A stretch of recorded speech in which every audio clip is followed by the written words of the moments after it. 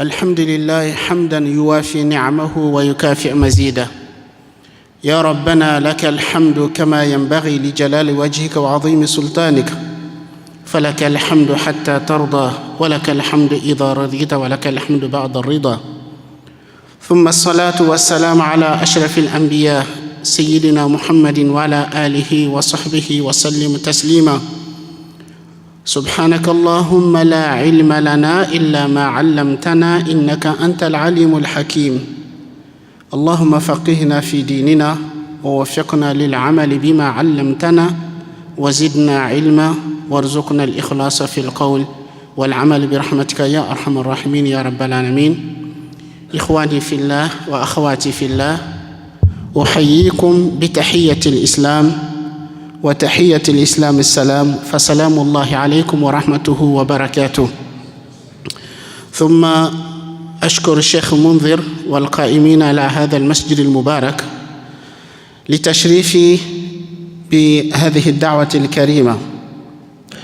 كما أخبركم الشيخ منذر، الموضوع الذي سنتحدث فيه هو محبة الله سبحانه وتعالى. اعلموا رحمكم الله أيها الإخوة والأخوات أن محبة الله سبحانه وتعالى من مقتضيات الإيمان. لا يتم إيمان عبد حتى يكون الله ورسوله أحب إليه مما سواهما. لعلي سأتحدث باللغة الفرنسية، يعني بما أن أرى كثيرا من وجوه الشاب ربما لا يفهمون العربية. اكتسابا للوقت سنتحدث بالفرنسية الذي أظن أن الجميع يفهمون إن شاء الله. Donc, d'abord, après avoir loué Allah subhanahu wa ta'ala, lui rendre hommage et prier sur le prophète sallallahu alayhi wa sallam, je tiens à remercier notre imam, Cheikh Munzir, et aussi les responsables de cette mosquée bénie qui m'ont honoré de cette invitation pour partager un moment avec vous autour d'un sujet qui est d'une importance capitale en islam, qui est l'amour d'Allah subhanahu wa ta'ala. Il faut savoir, mes chers frères et sœurs, que l'amour d'Allah fait partie des exigences de la foi. On ne pourra être un véritable croyant, un vrai musulman, tant que Allah et son messager ne seront pas plus chers à nous, plus aimés de nous, plus que toute autre chose qu'on peut aimer dans la vie. La foi exige cela, que Allah et son messager soient le plus aimés de nous, plus que toute autre chose. Il faut savoir que nos savants, les savants musulmans, ils nous disent que pour que la ilaha illallah, le fait d'avoir attesté l'attestation de la foi, pour que cette attestation soit bénéfique à celui qui le dit dans ce monde, c'est-à-dire qu'il soit compté du nombre de musulmans, et qu'il soit bénéfique pour lui dans l'au-delà, pour qu'il puisse avoir le salut et l'accès au paradis, il faut réaliser cette condition. Ça ne suffit pas seulement le fait de dire la ilaha illallah Muhammad Rasulullah pour être compté du nombre de musulmans et avoir le salut dans l'au-delà. Ils disent il y a 7 conditions. Il y a 7 conditions. La première de ces 7 conditions, c'est al-ilm. Le fait de dire la ilaha illallah en connaissance de cause. Je dis la ilaha illallah Muhammad Rasulullah, je sais qu'est-ce que cela veut dire et je sais qu'est-ce que cela exige. Donc, car une personne qui va dire la ilaha illallah Muhammad Rasulullah sans comprendre qu'est-ce que cela veut dire, sans savoir qu'est-ce que cela exige de lui, sans se conformer aux exigences de la ilaha illallah, ce n'est pas un musulman. C'est comme un perroquet qui répète ce qu'il entend sans savoir qu'est-ce que ça veut dire. C'est pour cette raison Imam al-Bukhari, rahimahullah, dans son Sahih, dans son recueil authentique, a intitulé un chapitre dans son livre qui dit « Babun al-ilmu qabla al-qawl wal-amal ». Il dit chapitre, la science, le savoir, avant de parler et avant d'agir. Ensuite, il va introduire ce chapitre par ce verset du Coran. Lorsqu'Allah subhanahu wa ta'ala dit « Fa'alam annahu la ilaha illallah wastaghfir li dhanbik wa lil mu'minin » Sache qu'il n'y a point de divinité à part Allah. Sache qu'il n'y a point de divinité à part Allah. Et ensuite, implore le pardon pour ton péché et pour les croyants. Donc, Allah il dit sache, il faut que tu saches d'abord le savoir, ensuite tu implores le pardon. Et aussi Allah subhanahu wa ta'ala il dit dans le Coran وَلَا يَمْلِكُ الَّذِينَ يَدْعُونَ مِن دُونِهِ الشَّفَاعَةَ إِلَّا مَنْ شَهِدَ بِالْحَقِّ وَهُمْ يَعْلَمُونَ. Allah subhanahu wa ta'ala il dit ceux qu'ils invoquent en dehors d'Allah ne possèdent aucun pouvoir d'intercession, c'est-à-dire les polythéistes qui adoraient d'autres divinités en dehors d'Allah ou d'autres divinités avec Allah, ils disaient que ces divinités qu'ils adorent, ça serait des intercesseurs pour eux en leur faveur auprès d'Allah. Allah il les demande. Il dit وَلَا يَمْلِكُ الَّذِينَ يَدْعُونَ مِن دُونِهِ الشَّفَاعَةَ. Ceux qu'ils invoquent en dehors de lui ne possèdent pas, n'ont pas de pouvoir d'intercéder en leur faveur. إِلَّا مَنْ شَهِدَ بِالْحَقِّ. À l'exception de celui qui aura témoigné de la vérité. Témoigner de la vérité, il s'agit ici de shahadat an la ilaha illallah, le fait de témoigner qu'il n'y a de Dieu que Dieu. Illa man shahida bil haqqi wa hum ya'lamun, tout en sachant. Témoigner de la vérité en sachant qu'est-ce que ça veut dire cela. Car un témoignage sans savoir, c'est un faux témoignage. Quelqu'un qui va témoigner de quelque chose qu'il ne sait pas, il va témoigner de quelque chose qu'il ne comprend pas. C'est un vrai témoignage? Non, c'est un faux témoignage. Donc c'est pour cette raison, pour faire shahada, il faut comprendre qu'est-ce que ça veut dire shahada. Il faut savoir, al-ilm.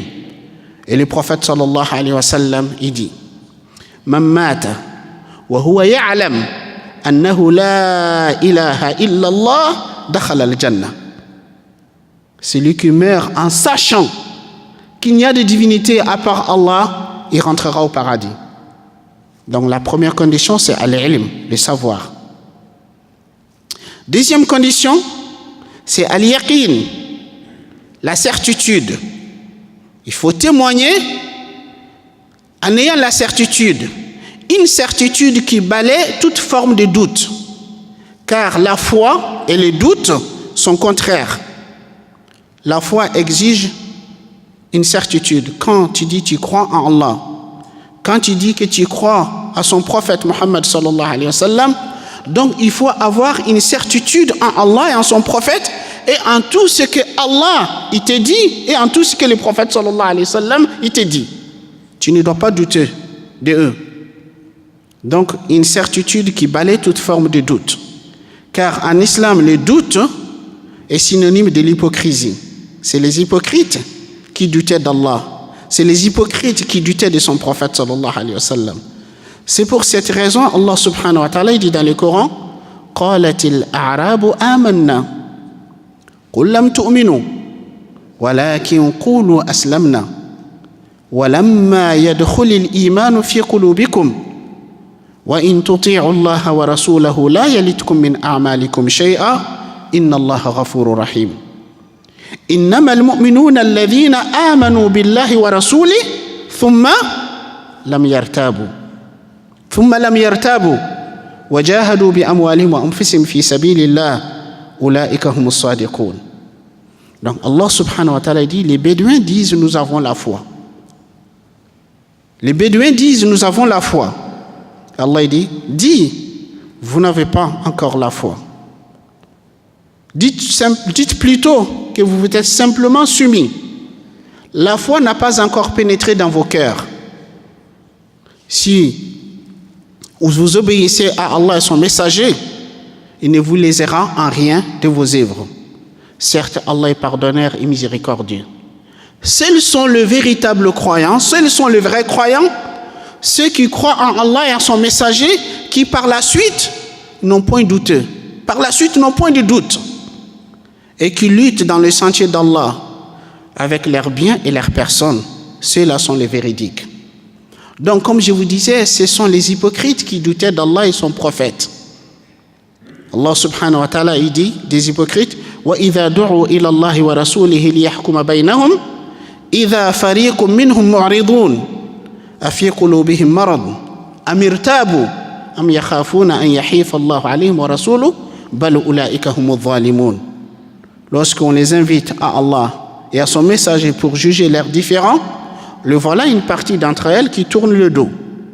Y a-t-il une maladie dans leur cœur ou doutent-ils au sujet d'Allah?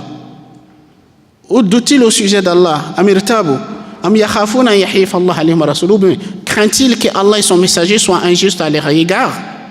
Bal ulaika humu zalimun, plutôt c'est eux qui sont des injustes. Donc, ainsi, il faut avoir la certitude. Quand on dit la ilaha illallah, il faut le dire avec la certitude. Deuxième condition. Troisième condition, al-qaboul. Il faut accepter la ilaha illallah et les exigences de la ilaha illallah.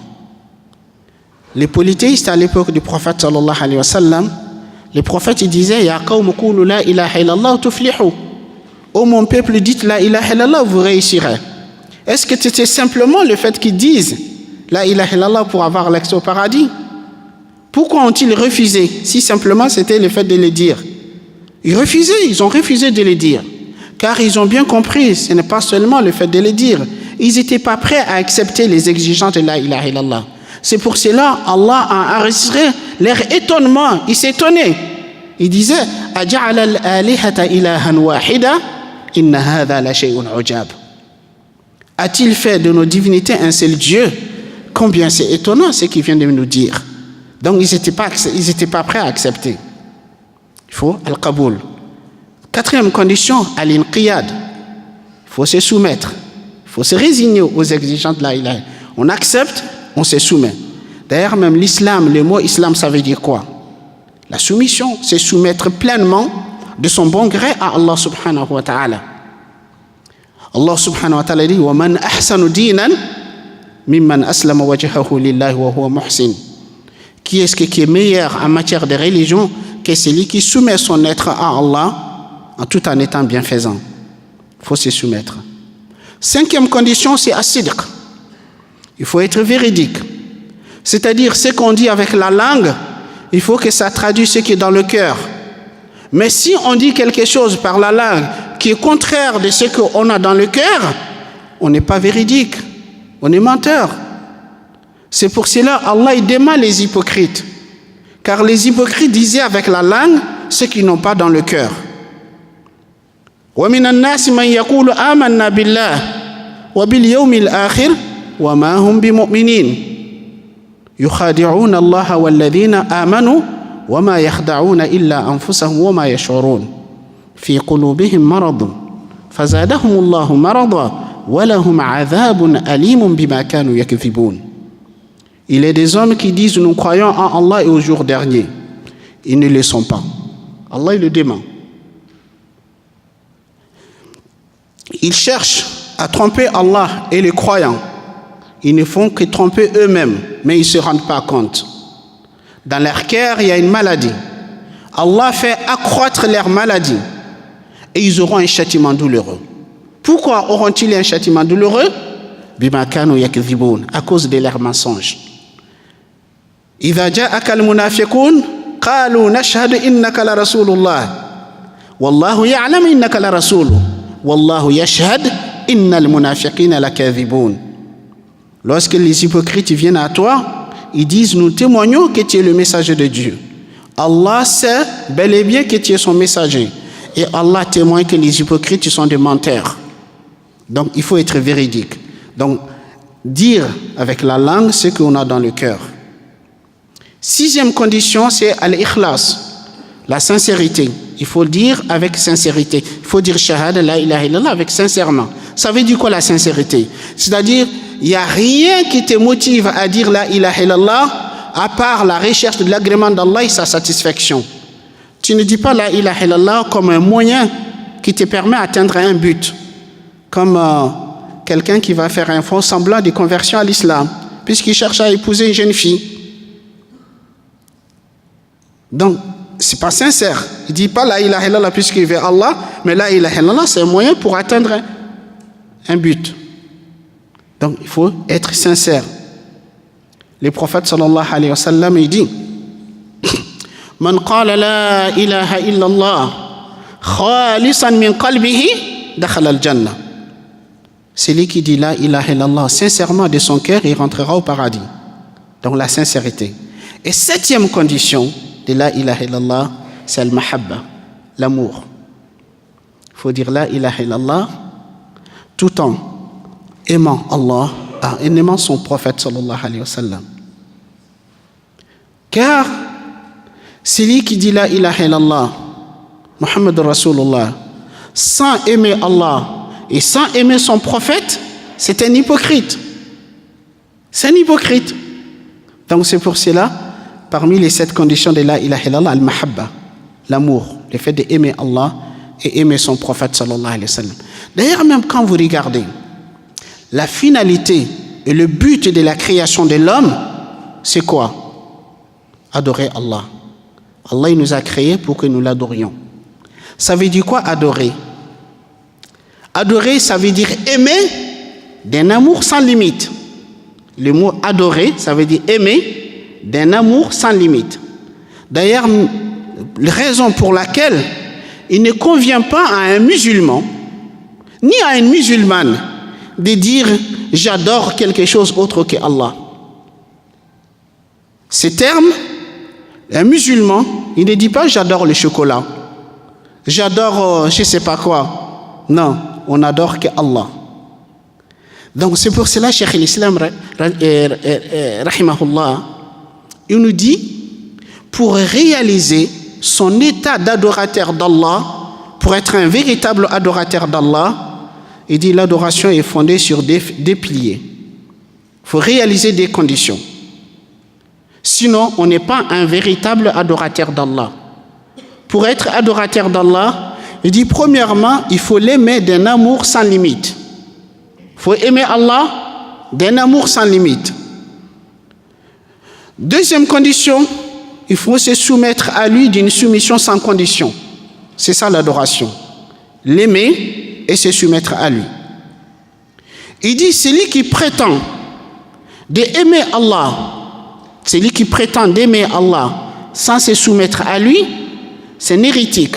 C'est-à-dire c'est un égaré. Quelqu'un qui est égaré. أنا أحب ربي بزاف.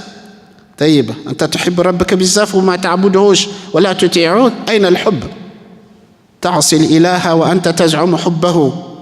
إن هذا في القياس لشنيع. لو كنت صادقا في حبك لأطعته. إن المحب لمن يحب مطيع. Tu obéis à Dieu en prétendant que tu l'aimes, c'est illogique. Si tu étais sincère dans ton amour envers lui, tu l'auras obéi. Donc, celui qui prétend aimer Allah sans se soumettre à lui, c'est un hérétique, c'est un égaré. Et celui qui se soumet à Allah sans l'aimer est un hypocrite. Les hypocrites, ils se soumettent à Dieu, mais en apparence.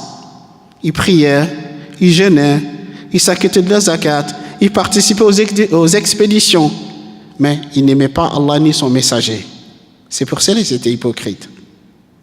Pour être un véritable adorateur d'Allah, il faut se soumettre à Allah, il faut lui obéir.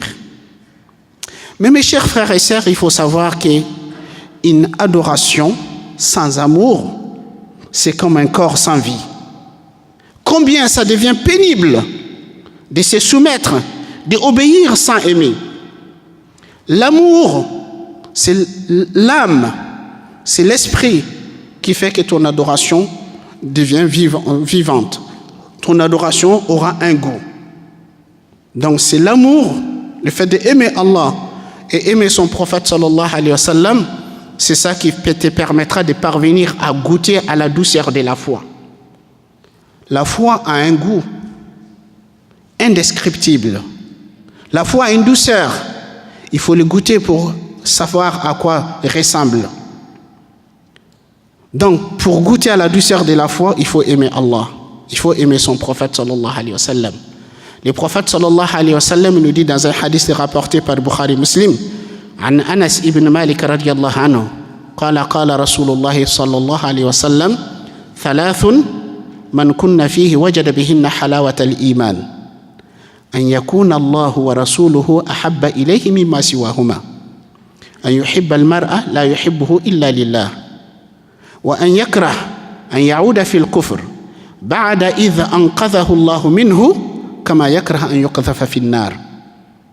Le prophète sallallahu alayhi wa sallam dit 3 qualités. Quiconque qui aura réuni ces 3 qualités, il connaîtra la douceur de la foi. Le fait que Allah et son messager soient plus aimés de lui plus que toute autre chose. Aimer une personne rien que pour Dieu et le fait d'avoir l'aversion, de retourner dans la mécréance après que Allah nous en a sauvés, comme on a l'aversion qu'on soit jeté dans le feu. On déteste autant de retourner dans la mécréance comme on déteste qu'on soit jeté dans le feu.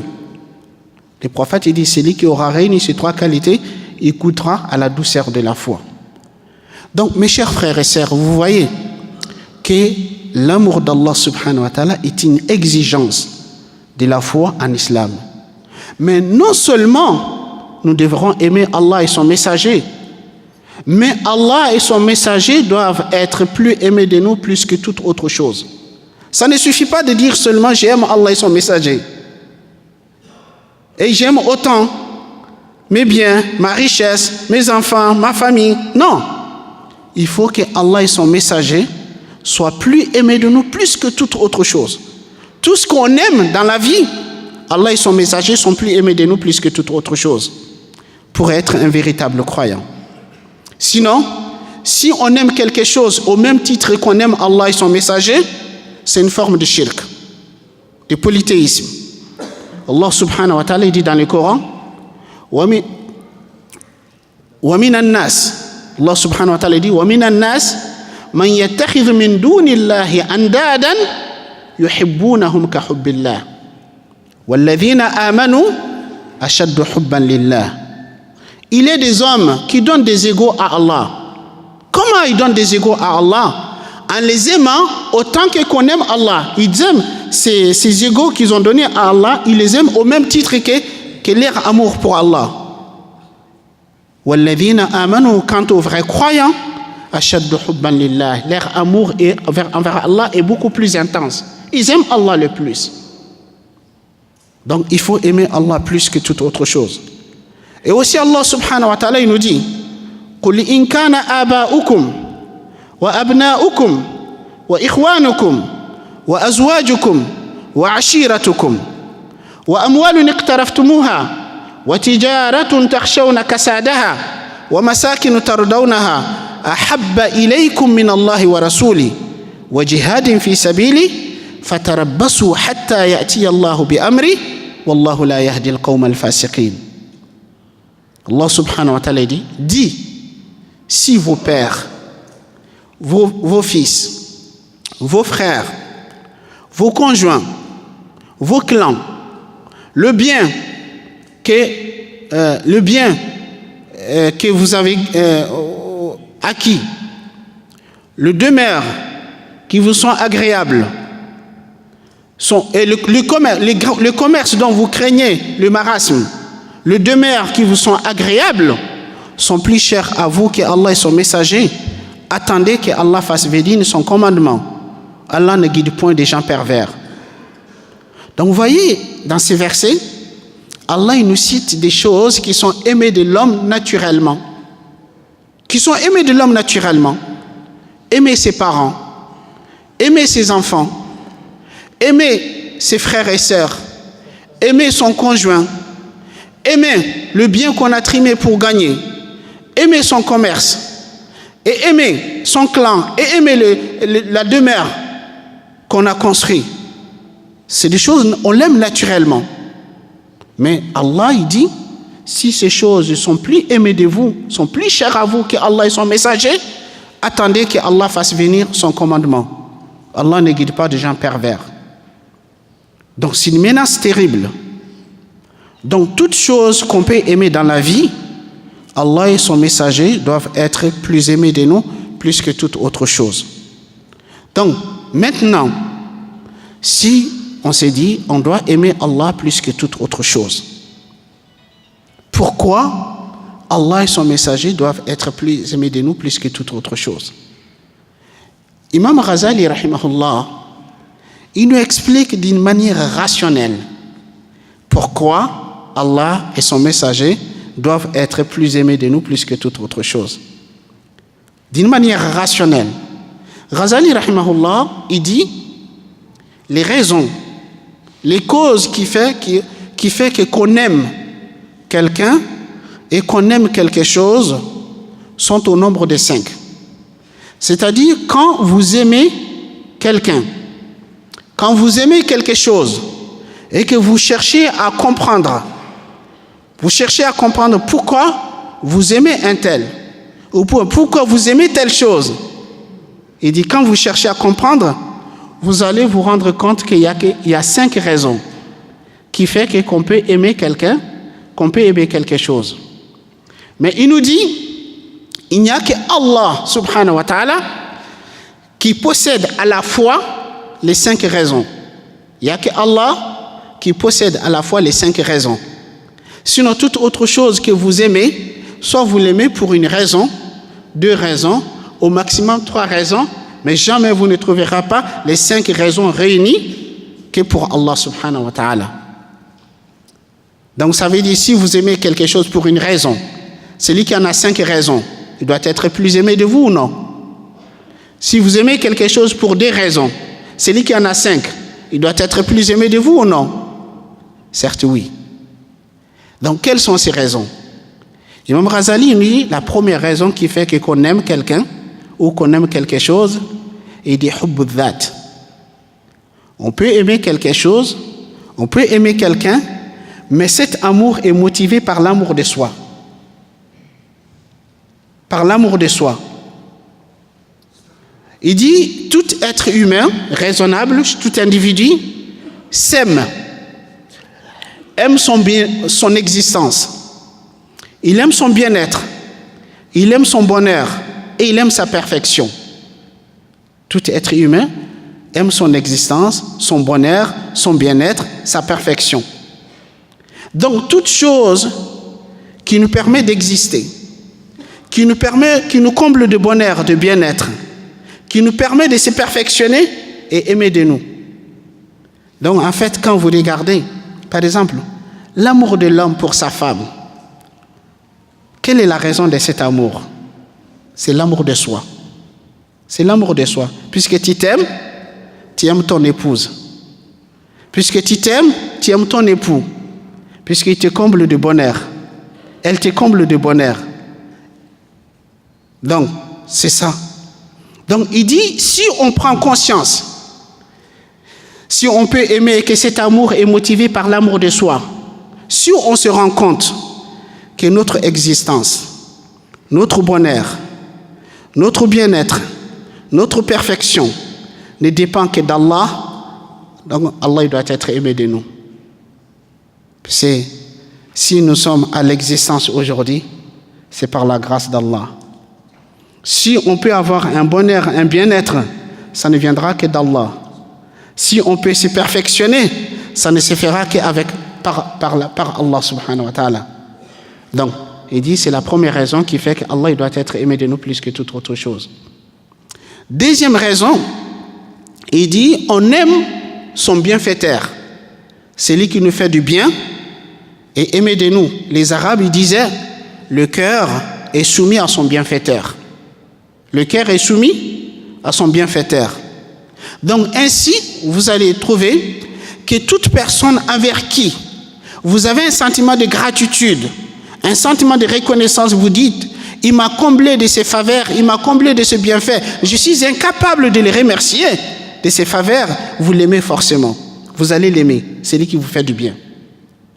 Donc, si vous prenez le temps de méditer, de réfléchir, toute faveur, tout bienfait dont vous disposez dans cette vie, en réalité, le vrai auteur de ce bienfait, la vraie source de ce bienfait, c'est Allah subhanahu wa ta'ala. Les humains qui sont autour de vous, ce ne sont que des canaux, des moyens, des voies à travers lesquels Allah vous fait parvenir ses bienfaits et ses faveurs. Si tu dis merci à ton cousin, à ton ami, à ton proche parent, à ton conjoint ou à ton épouse qui t'a fait un cadeau, qui t'a fait un bien, en réalité, c'est comme si vous recevez un cadeau, un beau cadeau qui vous fait et que vous ouvrez ce cadeau, vous êtes heureux, vous êtes content. Le facteur qui vous a apporté le cadeau, vous dites merci au facteur, vous oubliez celui qui vous a envoyé. Allah subhanahu wa ta'ala, il nous dit وَمَا بِكُم مِّن نِعْمَةٍ فَمِنَ اللَّهِ. Quoi que vous avez comme bienfait, ça ne vient que d'Allah subhanahu wa ta'ala. Donc, on aime son bienfaiteur. Si on aime son bienfaiteur, Allah il doit être aimé de nous plus que toute autre chose, puisqu'il est à la source de toute faveur, de tout bienfait dont nous disposons. Troisième raison, il dit on aime le bienfaiteur même sans avoir profité de ses bienfaits. Si quelqu'un qui est connu et reconnu comme bienfaisant, comme bienfaiteur est aimé, même si vous n'avez pas profité de ses bienfaits. Il dit par exemple, si une personne que vous connaissez, un ami, un frère, un proche parent, qui vous dit « Je viens de voyage, j'étais dans tel pays, un pays où vous avez du mal à le situer sur la carte. » Il dit « Je viens de tel pays. » Il dit « Mais je vous dis que lors de ce voyage, j'ai rencontré une personne. Je n'ai jamais vu une personne comme cette personne que j'ai rencontrée lors de ce voyage. Aussi généreux, aussi agréable, aussi serviable, aussi gentil. » Il commence à vous décrire les qualités de cette personne. Il dit, vous allez forcément ressentir dans vos cœurs un penchant vers cette personne que vous ne connaissez même pas. Vous ne savez pas à quoi il ressemble. Vous n'avez pas profité de ses bienfaits. Mais vous sentez que vous l'aimez, puisqu'il est reconnu comme quelqu'un de bienfaisant, de quelqu'un de bienfaiteur. Donc il dit, le bienfaisant, le bienfaiteur par excellence, c'est Allah subhanahu wa ta'ala. Toute chose, toute personne qui est bienfaisante, c'est Allah qui l'a rendu bienfaisant. Donc Allah, il est al-muhsin, il est le bienfaisant par l'excellence. Quatrième raison qui fait qu'on aime, il nous dit, on aime quelque chose, on peut aimer quelque chose, on peut aimer quelqu'un pour son beauté, pour sa beauté. Il dit la beauté est aimée de l'homme naturellement. On aime tout ce qui est beau. On aime tout ce qui est beau. Il dit si on peut aimer pour la beauté, la plus belle de toutes choses, c'est Allah.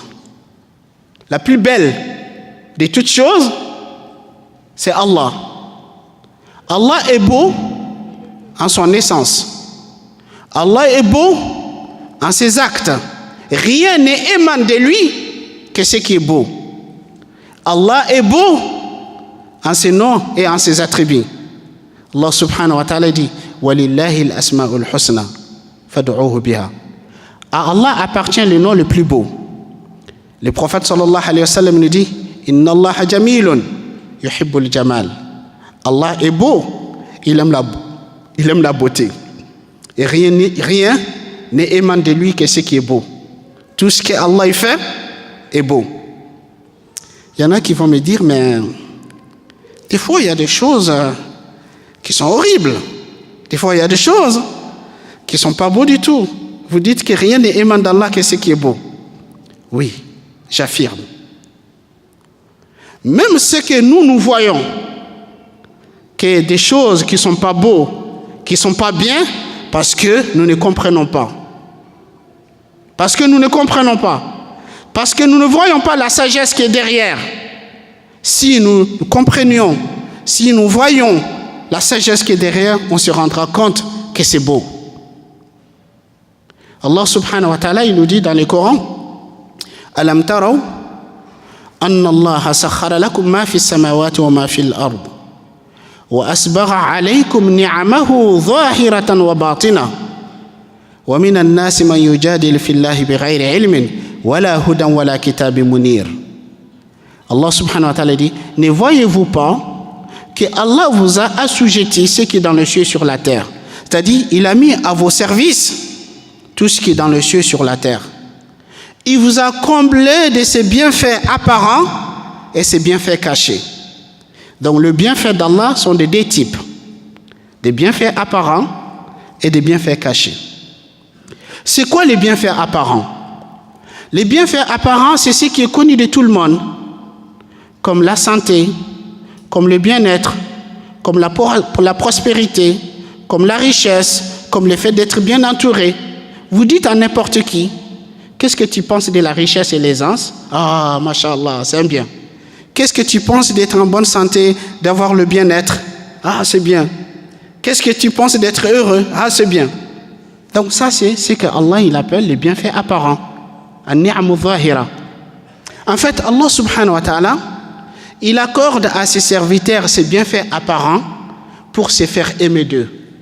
Il nous accorde ces bienfaits apparents pour que nous apprenions à le connaître, pour l'aimer.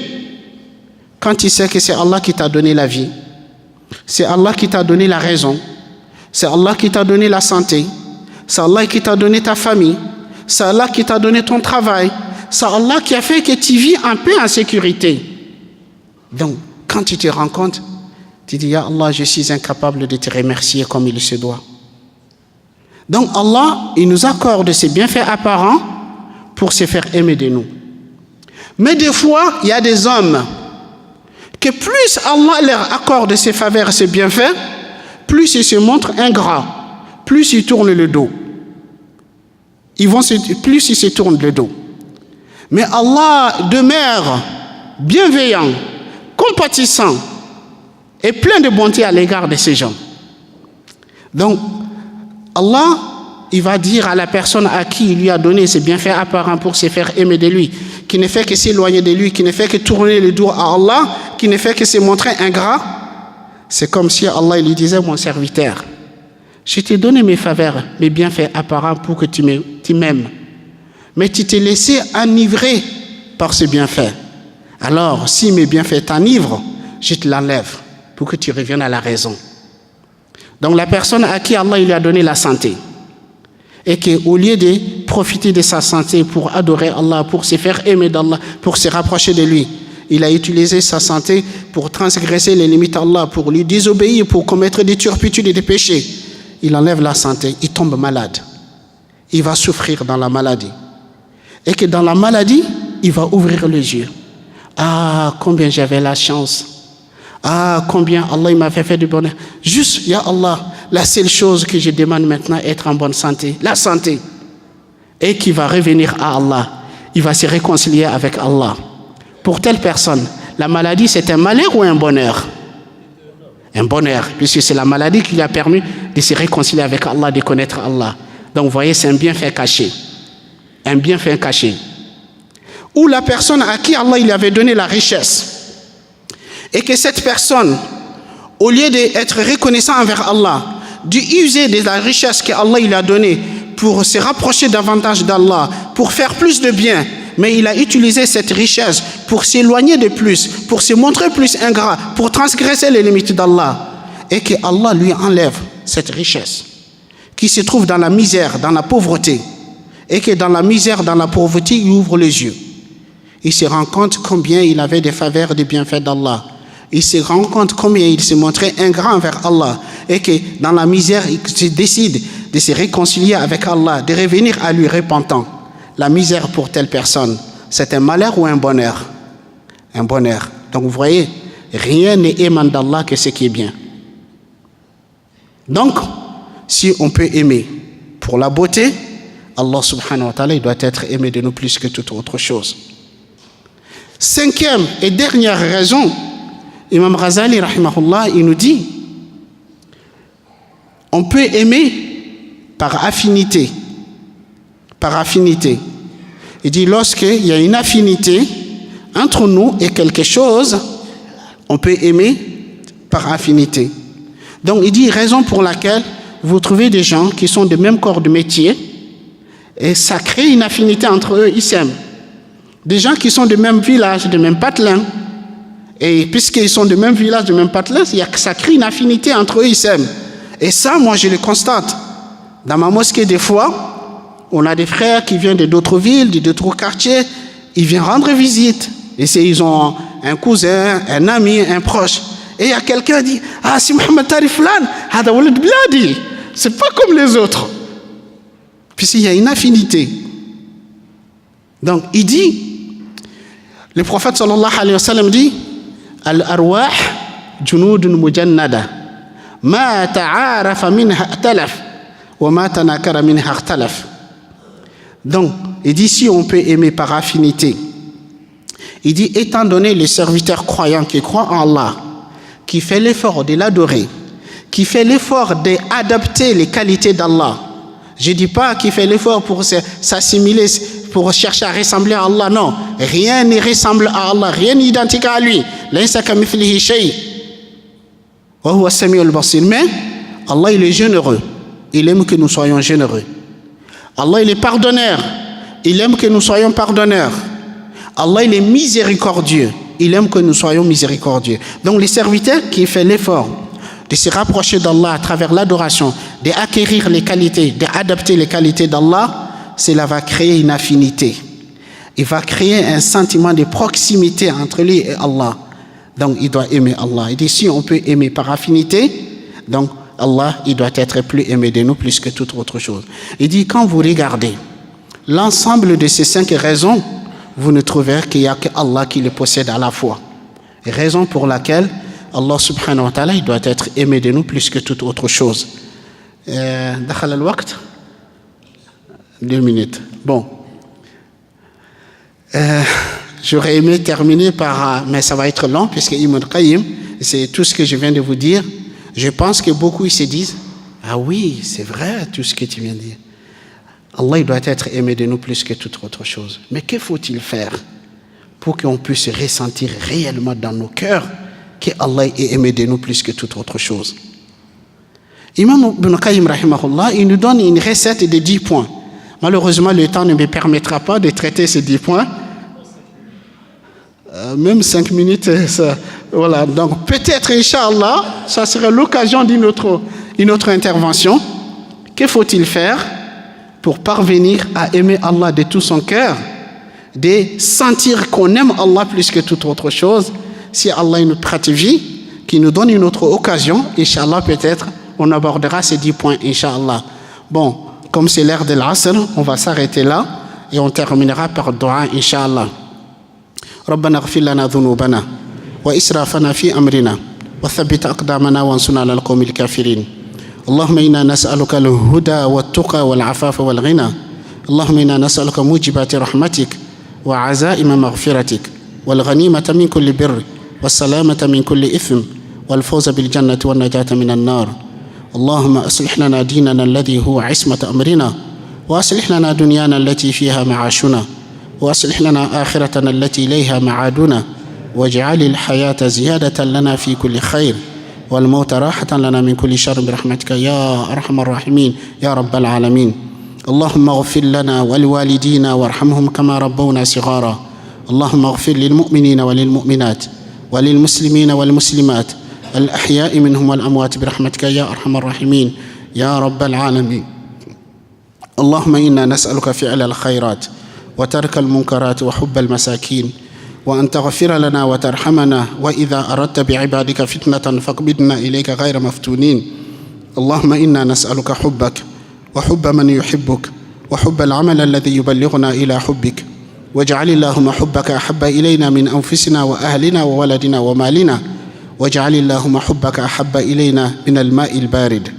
اللهم ما أعطيتنا مما نحب فاجعله فراقا لنا في اللهم ما أعطيتنا مما نحب فاجعله عونا لنا فيما تحب وما زويته عنا مما نحب فاجعله فراغا لنا فيما تحب برحمتك يا أرحم الراحمين يا رب العالمين. ربنا آتنا في الدنيا حسنة وفي الآخرة حسنة وقنا عذاب النار. اللهم صل وسلم وبارك وأنعم على عبدك ورسولك محمد وعلى آله وصحبه وسلم تسليما، وآخر دعوانا الحمد لله رب العالمين.